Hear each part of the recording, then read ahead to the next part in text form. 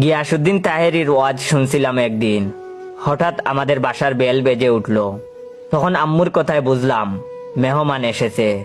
কিছুক্ষণ পর আম্মু বললেন মেহমানের জন্য চা নিয়ে যেতে। মেহমানের সামনে চা নিয়ে এসে সালাম দিয়ে বললাম, আমি একটু চা খাই, আপনারা খাবেন? ঢেলে দেই? দেই একটু। তখন মেহমান বলে, কি বলতেছে ছেলেটি?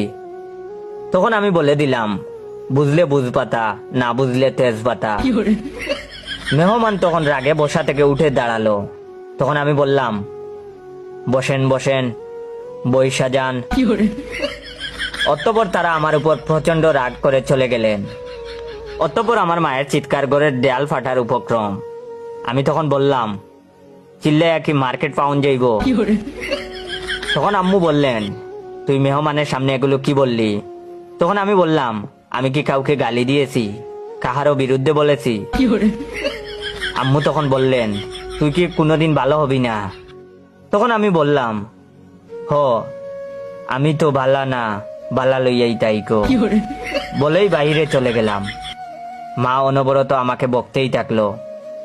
সন্ধ্যায় বাসায় এসে দেখি মায়ের মাথা মোটামুটি ঠান্ডা। ছোট ভাইকে বললাম, ভাই, পরিবেশটা সুন্দর না? কোনো হইচই আছে? বল, কথা কি ক্লিয়ার?